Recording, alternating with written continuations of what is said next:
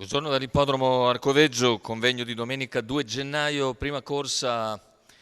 Sono cavalli anziani, Bianco Cipriani, Baurid, Budduso Lippi, Begnaro Lussi, Atlantico Jet, Brick degli Ulivi, Argentina Lux.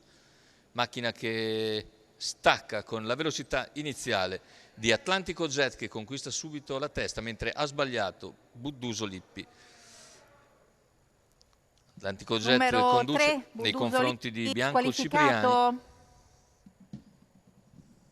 All'esterno non tarda ad avanzare Begnaro Lussi,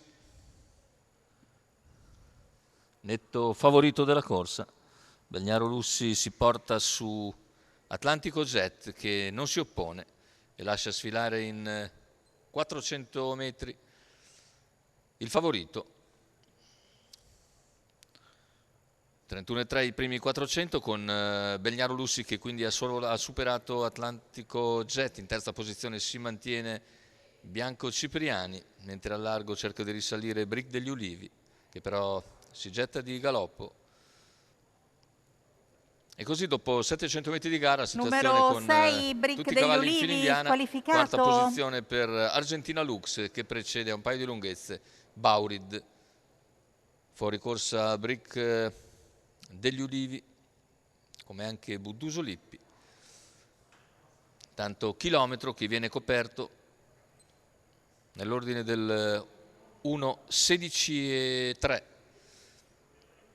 Si mantiene in vantaggio Begnaro Lussi, soltanto Atlantico Jet rimane in scia, gli altri hanno perso leggermente il contatto e ora cerca di farsi luce dalla quarta posizione.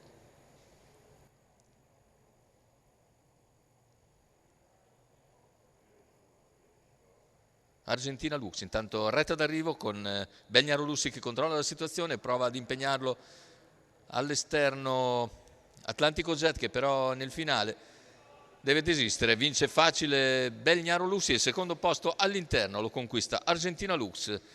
29,7 a chiudere, 1,14,8 il ragguaglio al chilometro per il vincitore Begnaro Lussi. Roberto Vecchione in sediolo per il training di Holger Ehlert, questo portacolori di Luciano Cirelli, che vince molto facile, una volta al comando, dato via sul passo e ha completato il percorso, precedendo Argentina Lux, che all'interno ha piegato nettamente Atlantico Jet, che si era spostato a largo sulla curva finale.